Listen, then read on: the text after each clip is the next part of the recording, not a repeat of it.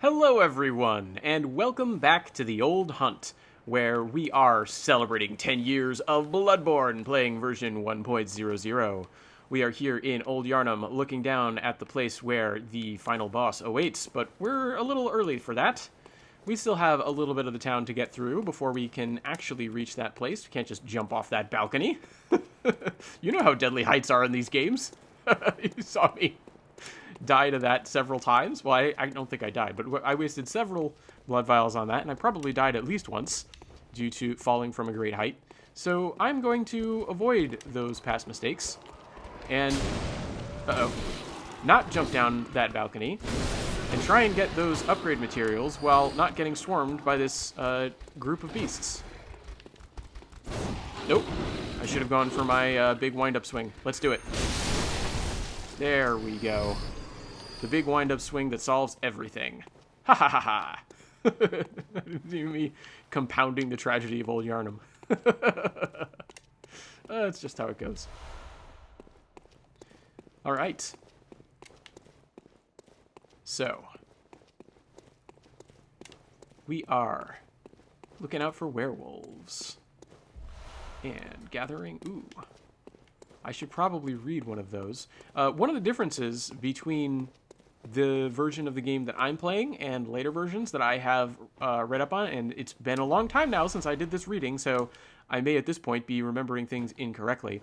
But one of the things that you can do in most versions of this game, but I don't think this one, is you can use that item that I just picked up against the boss of this area.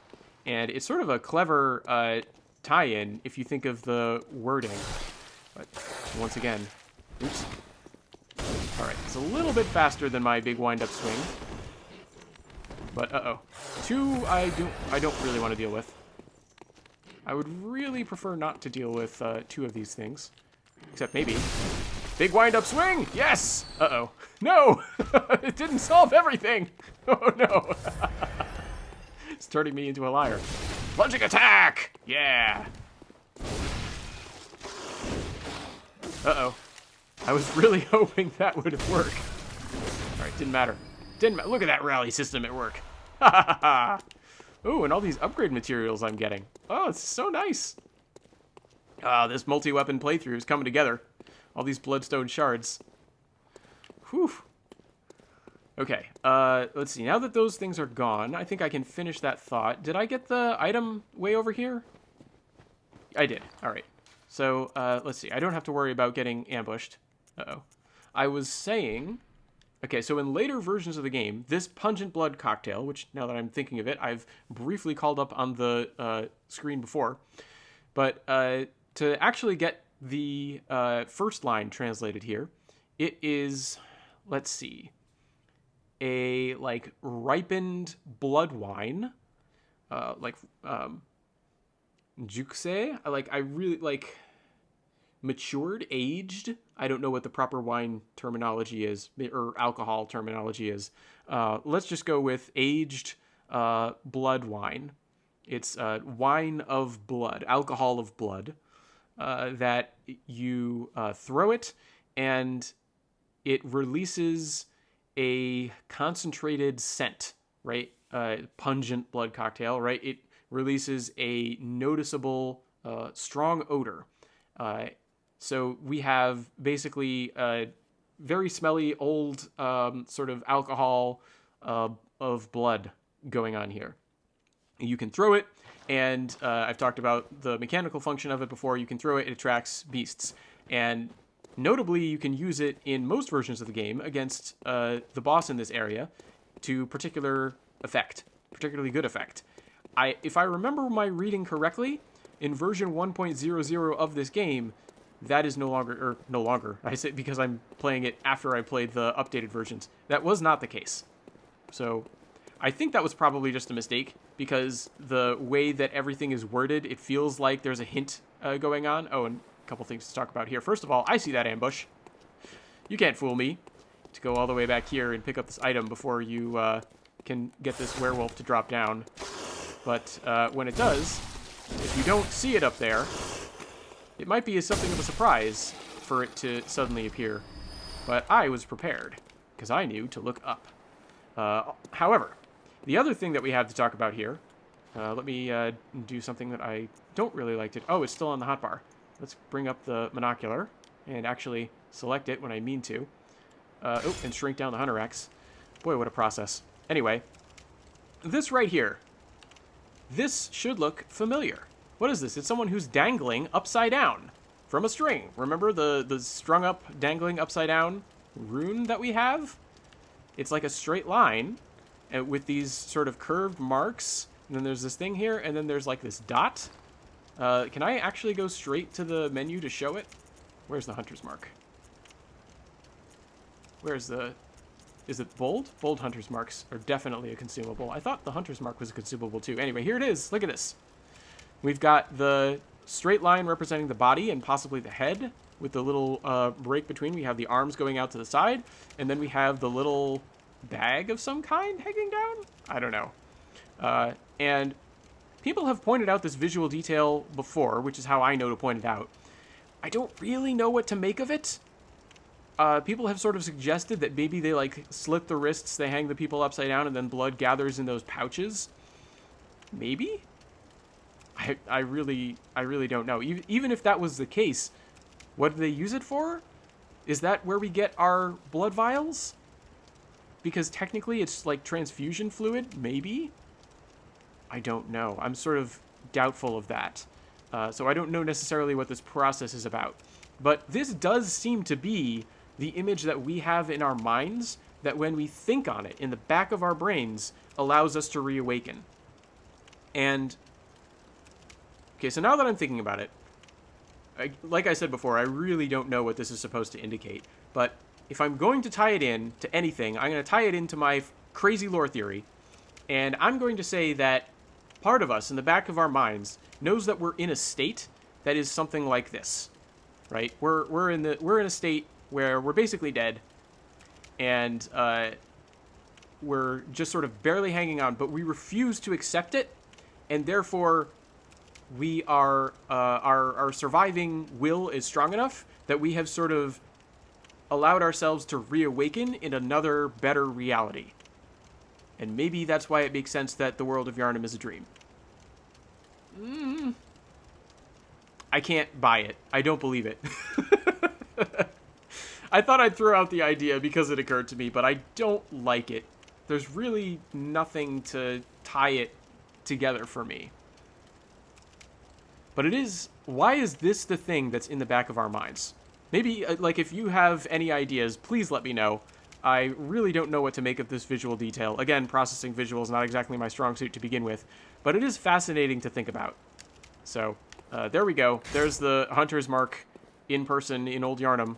I think you can find that sort of visual in other places in the game as well. Oh, and let's not get surprised when this thing jumps out at us. Let's be ready to ambush the ambusher, as always. One of my favorite things to do, ambush the ambusher. Farewell. And this is the perfect excuse to come into this building here, which, as we will see, is something of a shortcut.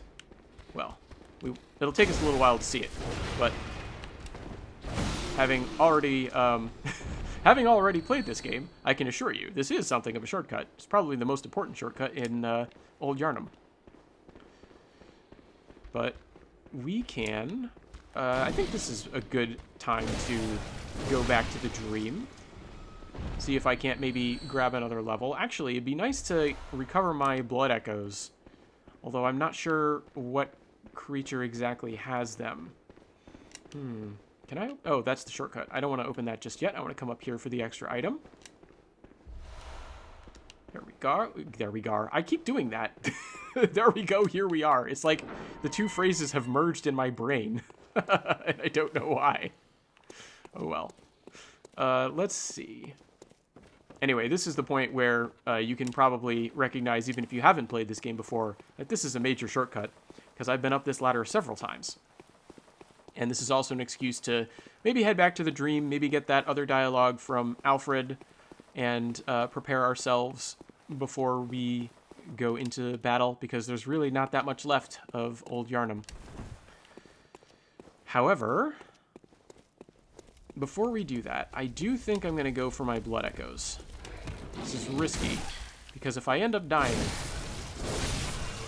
I am really going to be incentivized to come and get my blood echoes again.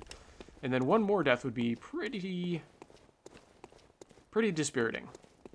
But I think we can do it. I think we can take these things out. We've done it before. We can do it again. Oh, there we go. Look, I can see it right there. There's the one. There's the magic one with my echoes. And even if I had died there to that machine gun fire, which I wasn't expecting that far up the staircase, even if I had died there, the full set of blood echoes on me would have been recoverable. So it would have been fine. Would have been just fine. All right, so I think before I go up and talk to Alfred, I'm going to work back to the dream. We'll get ourselves all set for that so that we don't potentially die on the way up. And I'll see you soon.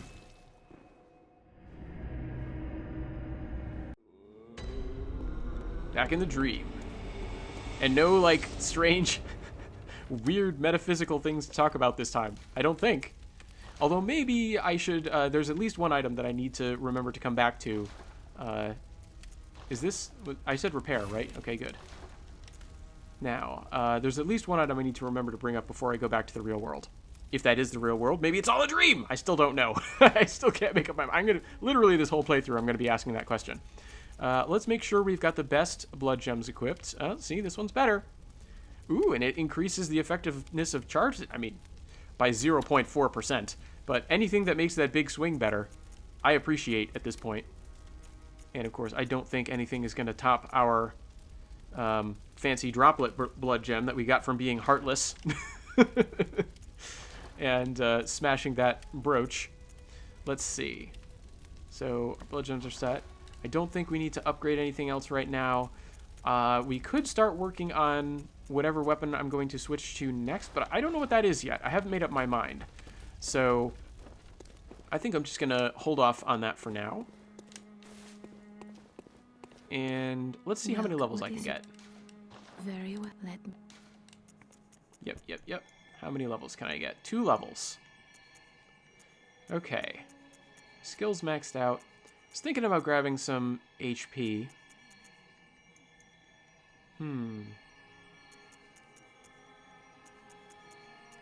Wouldn't hurt.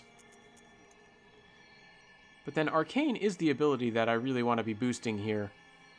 You get pretty good returns on your investment, as I recall, up until like you get to the 20 point, and then 25 is I think what they call the soft cap, where you really start to hit diminishing returns up until you get to 50, and then things slow down even further. Although Arcane is a little bit different, because that's true for all the weapons, but there are things you can use with Arcane that aren't weapons, and they just keep getting better and better, apparently. So, I don't know.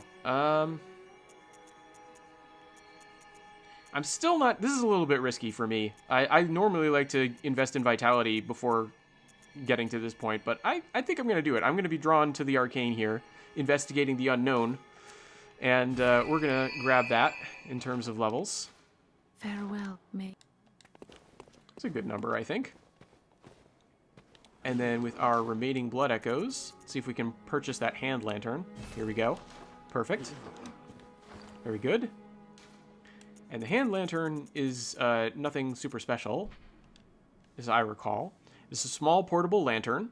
Portable lantern is like the literal translation of the Japanese hand. It looks like an actual hand lantern from like Victorian times, if I remember my old research correctly. So I think it makes sense that they would call it a hand lantern. Interesting that they do call it that, because I'm pretty sure that, like most freelance translators, they didn't have access to visuals when they were translating this game. I think probably what happened is there is a subsequent phase that translations sometimes go through called LQA, Localization Quality Assistance. I think that's what it stands for. I just think of it as LQA, where they go through and they... so I've done LQA like literally once. I'm normally at the very beginning part of the translation process, and then people then like review my work, and then it apparently sometimes goes to LQA. And that's sort of towards the end of the process. But the one time I did it, it was for this thing that was like counting your steps. And so I was both making sure that everything about the app worked, and then also making sure that in the context of the way that it was working, like you wouldn't get situations where it would say you take like, okay, 1 steps, right? Because it's easy. Like if you're doing a step counting app, it's very easy to move past step number 1, right? But in the weird instance where someone takes 1 step and looks at the screen and, oh, it shouldn't be 1 steps, right? You got to catch that sort of error. So you can take in things with a bit more context than the original translators probably could.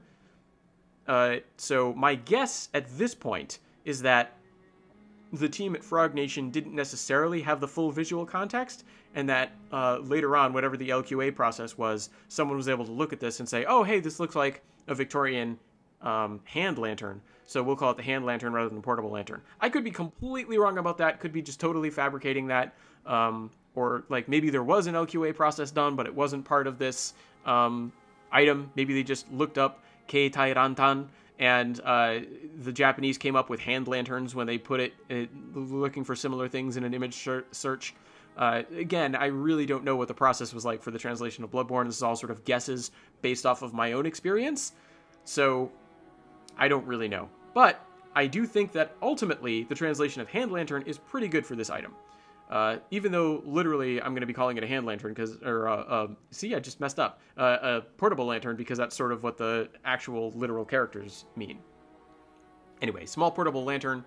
It is one of the auxiliary hunter tools, auxiliary in the sense that it's like helpful, right? It's not a direct hunter tool like a Molotov cocktail that you throw and it burns and that does damage to an enemy, but it does help you in an indirect way. And it allows you to gain light in darkness while using weapons in both hands, or using a weapon with 2 hands, as I intend to use it.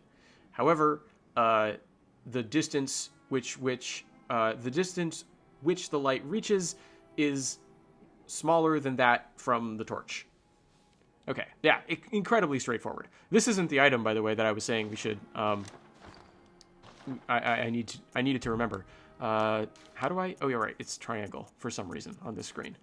I want to put the portable lantern on this item bar because I'm pretty sure that if I warp in like around in between areas or die, it will automatically turn off if it was on. And I want to be able to turn it on, but I don't want it on my hotbar here. As a matter of fact, I don't want the monocular or the pebbles on my hotbar here right now. Go away. Get lost items. And maybe I want to put some fire paper. Fire paper isn't the item I was thinking of either, but it might not be a bad idea to talk about that too. All right, we're going to do some description reading. Description reading in the dream. I've come up with a new little subsection for an episode. Let's see. Most important, where are they? Here they are, right at the top. These are the circular medicines of beast blood. Beast blood pellets in the official translation.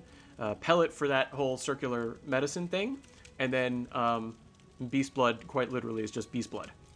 Okay, so this is a giant pellet, to use the official translation term. It is a giant circular medicine, to be very literal,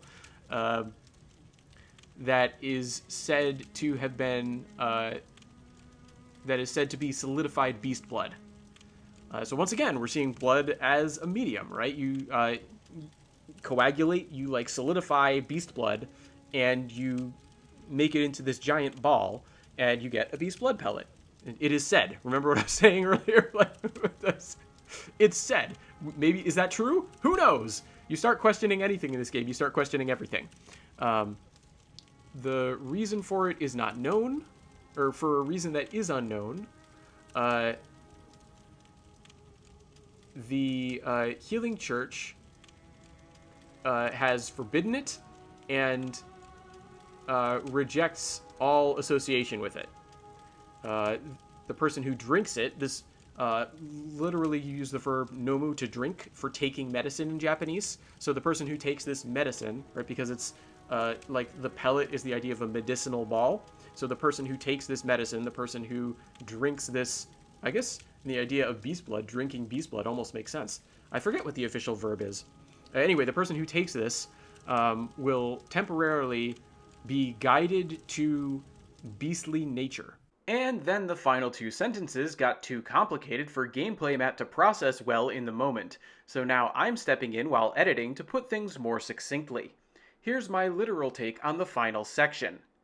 Beastly nature is heightened by means of attack, by means of wounding and rending flesh as well as back-spattering blood, and continuing that will likely bring about still more power and pleasure for the user. Okay, back to you for some more analysis, Gameplay Matt.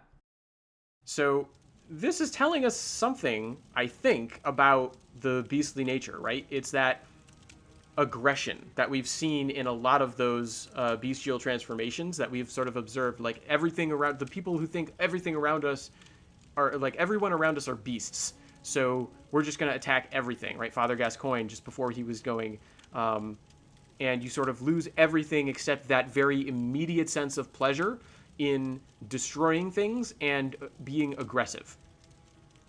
So it's interesting to think about the picture that Bloodborne paints of beasthood, because another thing that, thinking on Father Gascoigne's story, that you get with beasthood is isolation, right? Daddy forgets us. So he literally forgets his family connections. He forgets the other things that are sort of human about him, and instead focuses on the thrill of combat, the reveling in that sort of euphoric feeling and the drenching of blood. And anyway, I wanted to highlight that because beasthood is sort of an important concept, because we can use that, right? We can embrace our beastly nature in combat and increase our attack power by continuing to attack things. And this gets back to one of the things that we were getting from those interviews that the developers did.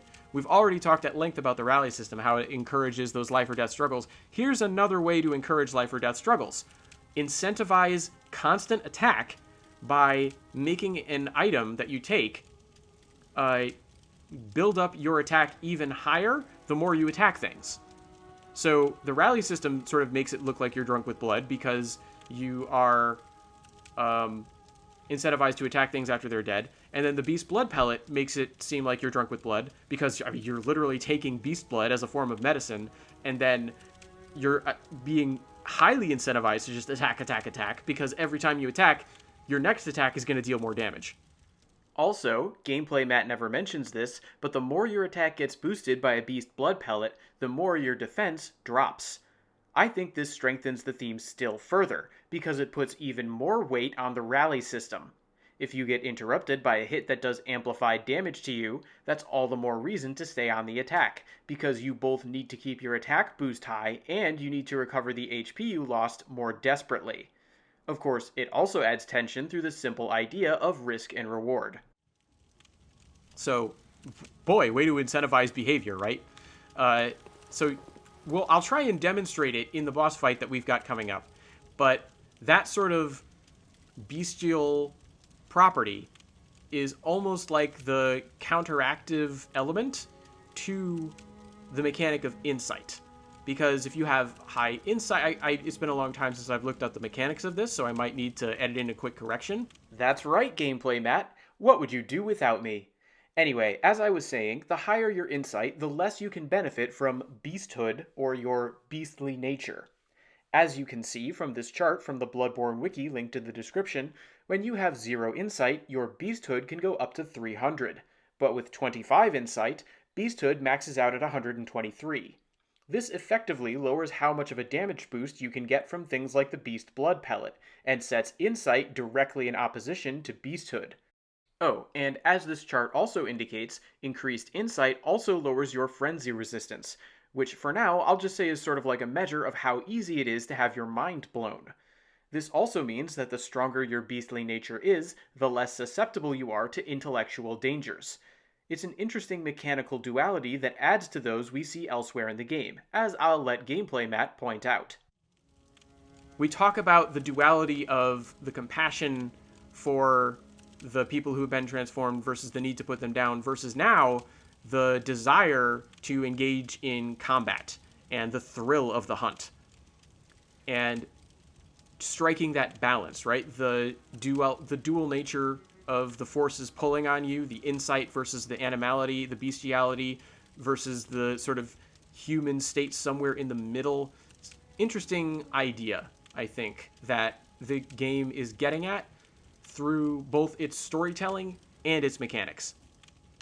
And, I thought about going to talk to Alfred in this episode, but I've already done enough lore speculation and thinking to, leave me mentally exhausted. So I don't think I can handle it.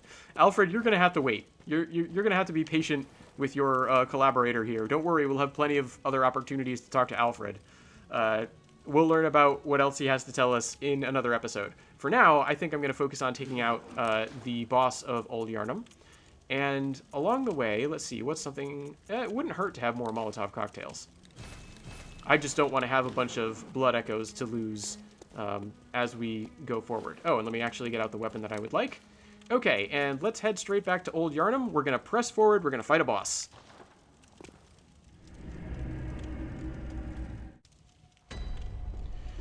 And here we are back in Old Yarnum. And with the power of that shortcut that we just unlocked, as you will see, it is pretty easy to make the run to where we will ultimately need to be going. So, look at this. Just a few quick drops. This getting back to that whole idea of verticality that I was talking about before, is that you can very quickly go from one place to the other. And as deadly as falling can be in this game, you don't have to worry about that aspect of it. Okay. Now let's deal with everything that was following me. Here we go. Oh, I thought I would manage to hit the enemy with that follow-up strike, but clearly I did not. That's okay. Happened to stand there for me. And took it out anyway. And... yeah, I already know about this trap. So when that enemy screams, I think I may have mentioned this when I took out that other chapel, but when that particular enemy screams, it sets up a buff that powers up nearby enemies, including this werewolf, which, as you can see, its eyes are glowing red.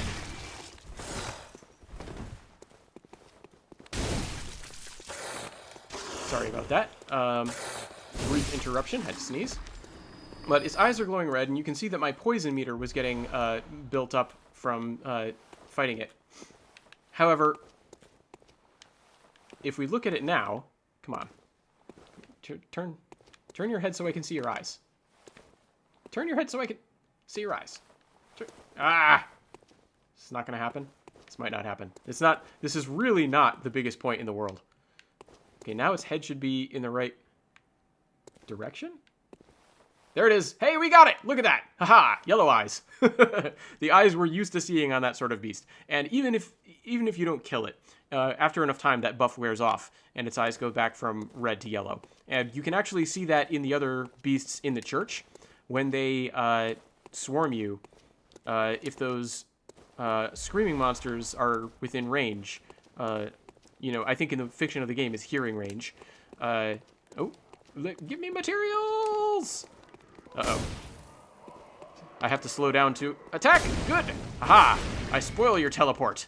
I spoil your move from one phase of reality to the next. Stop right there. I haven't thought about that. These creatures, their ability to sort of disappear, I think of it very mechanically because I've been playing these games for a long time and they always sort of give the upgrade material enemies the ability to, teleport away from you. And it's never fully made sense, but it could make sense in the world of Bloodborne. If you think of these as, creatures that can sort of travel between nightmare realms almost like you can. An interesting thought. But, what was the other point I was making? I completely forget. I think it was talking about how the screaming enemies can buff the other ones nearby, and part of that buff is allowing the poison damage to take place. And... you can see that both in the church that I was in a couple episodes back, and you can see that in this part of the game with that particular enemy. I used to thought it was just a superpowered werewolf walking around, but no, it's to do with that particular buff and how it works. I see you there. I don't know why I couldn't lock on at first. You can't fool me. And uh-oh. I heard the enemy and was already locked into an attack, but fortunately, it missed. Now, this enemy just appears to have red eyes. And also does poison damage. So there's an association with poison with these particular beasts. And since Gameplay Matt forgot to actually make the point, let me just quickly edit in the idea that this probably relates to how the Ashen Blood ailment was somewhat treatable with those antidotes or white pills. Now back to the action. Boy, this thing has a lot of health. Also, I guess technically, strength is not my main stat here, so I'm also a little bit weaker than I would otherwise be at this point in the game. Oh, and I was also going to talk about maybe... I definitely want to maybe show off the... definitely want to maybe, listen to me. I definitely want to show off the Beast Blood pellets, even though I don't think I'll be very good at... I've never been very good at using them. But I did all... Oop, no, I want those there. Come back. This was Alfred's gift to us in... Stop it. It's because Square gives you more information on the item screen, but it... takes it off the hotbar. That's why I keep making that mistake. I wanted to show off the description for this item. We have Hakka. What is this? Like striking flame. Like if you're like flicking a lighter and it sparks flame. Yasuri, which is sort of like a file, or based on the image, like sandpaper. So it's like a rough surface of paper file type thing that you can use to strike flame. Very indicative name in the Japanese. I think they just call it fire paper in English to sort of get at the idea of sandpaper, which I think is effective as well. But by like rubbing this paper, whatever you want to call it, you cloak a weapon in flames. So it's a special file or sandpaper or what have you, rasp. Then by rubbing it, you cloak a weapon in flames. It is one of the hunter tools of the Healing Church workshop. Ah, there's a Healing Church workshop. You know who gave us this? Alfred. You know what he says? I'm just a simple hunter, quite unfamiliar with the ins and outs of it. He gave us a Healing Church hunter weapon. What are you talking about, Alfred? You're a liar.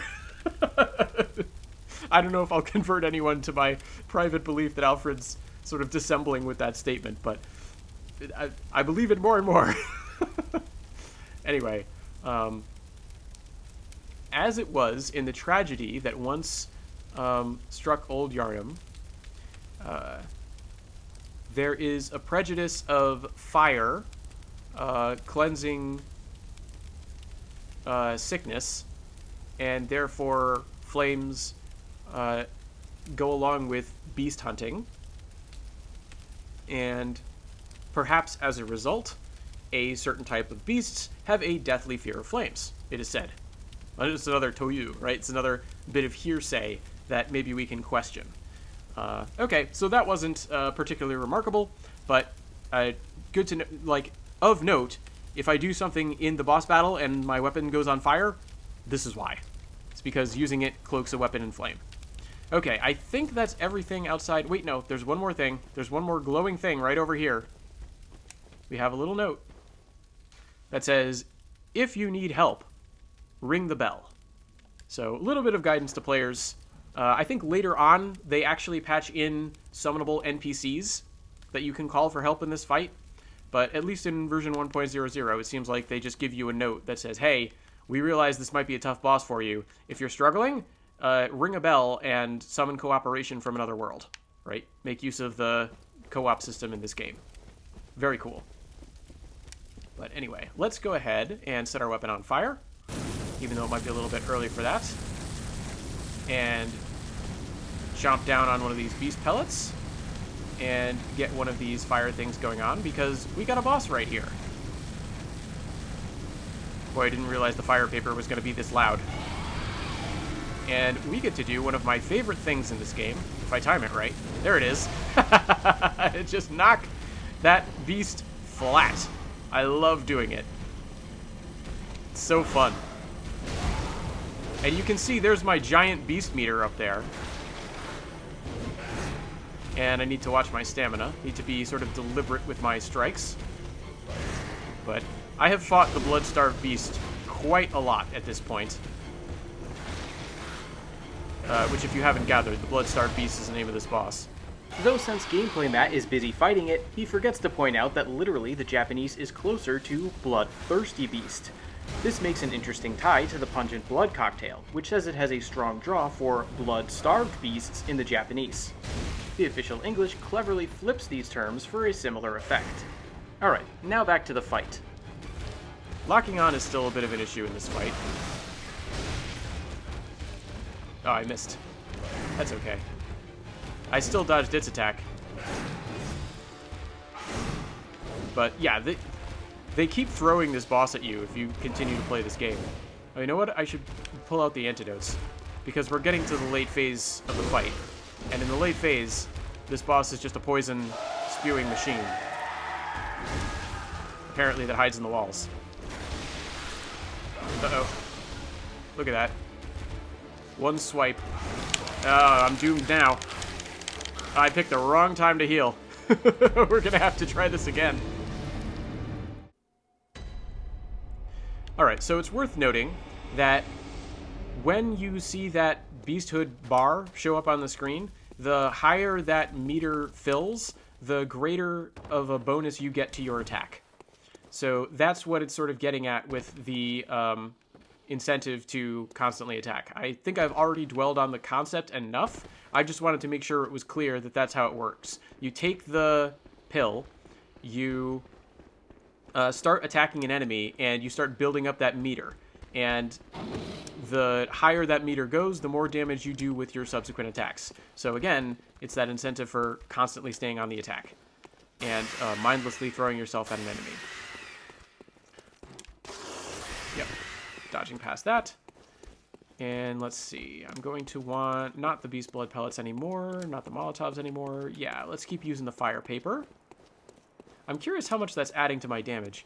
As I recall, most fire things, as I've already sort of demonstrated, improve with high arcane. Fire paper does not, if I remember my mechanical information correctly. So it is going to be adding a little bit of like flat damage to my fight, but it is not going to be significantly increasing it. Alright, well, we both messed up. Haha. I really want to knock you down at the start of the fight. Anyway, that's not a reliable set of damage numbers. Alright, so I'm doing about 213 on an R2, which is pretty reliable. On a full double swing, I'm doing 416 damage with the fire paper. So we'll see how much that ends up being without the fire paper when eventually it wears off, because I am not going to re-up that. It takes too long. Alright. Healing up to full, because clearly, if it even gets just me in a grab, I am dead. So I would like to avoid that eventuality. Yeah, I should have known it was about to leap forward. But anyway, like I said, oh, here we go. Now we can compare. 162 on a single strike. I think is pretty low. Alright, 238 after 2, which means the fire paper... It looks like the fire paper was adding a huge amount to my attacks. However, see, like 190, like, it fluctuates. So depending on what the boss is doing, what state it's in, your attacks will do more or less damage. So I don't trust that number. Let's try this again. 162 I'm starting to trust here. Yeah, I should have known it would reposition. Alright, now there's an opportunity to do something. Alright, nope. Alright, I'm dead.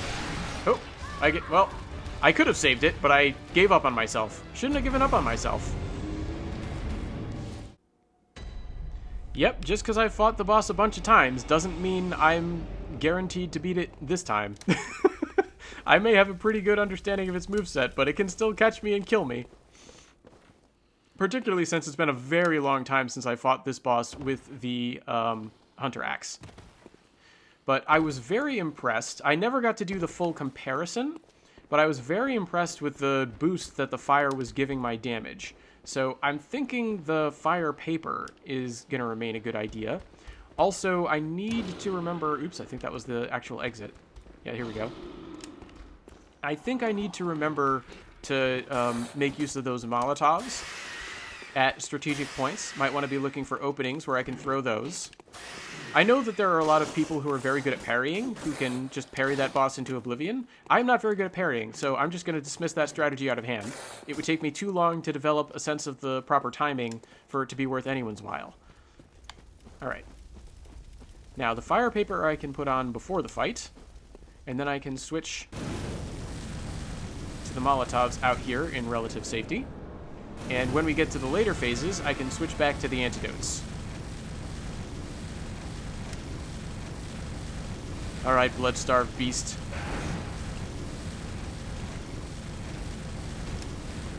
Let's try this again.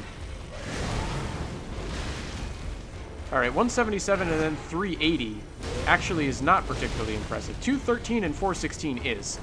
So I don't know what it is about the sort of different state that this thing gets put in. See, 322, I would rather be doing 416 than 322. So it makes it difficult to compare apples to apples. Looks like 358 is the more consistent number. And 322 is sneaking in every now and then. Oh, yeah. 203 from a single Molotov cocktail. Uh-oh. Alright, I need to heal up. And I need to slowly cycle through as I continue to heal up to my, there we go, antidotes. Okay. Let's dodge this and use the opportunity to strike. Alright, 286. That was probably a 320 or 350 situation, in which case, it seems like the fire paper is adding a good, what, 30 to 50 damage to an attack? Okay, that's the poison cloud. That's going to give me time to switch back to the fire paper. Put that on. Let's keep the antidotes out, because this is late phase, which means just being close to the thing is going to keep me getting poisoned. There's that final strike I was waiting for before that didn't happen. Okay. And, of course, sticking close to this thing is like a great strategy for fighting it, but now that it gives off that cloud of poison, it's also inherently dangerous. So I sort of have to take it in phases. Boy, I'm glad I made that dodge. I'm upset that I missed that attack, but, you know, you can't win them all. And as concerned as I have been... Oh, this looks like it might be a poison gas thing. Nope, it switched to a lunge. Okay. Yeah, that I'm fine with. Fire paper's gonna run out.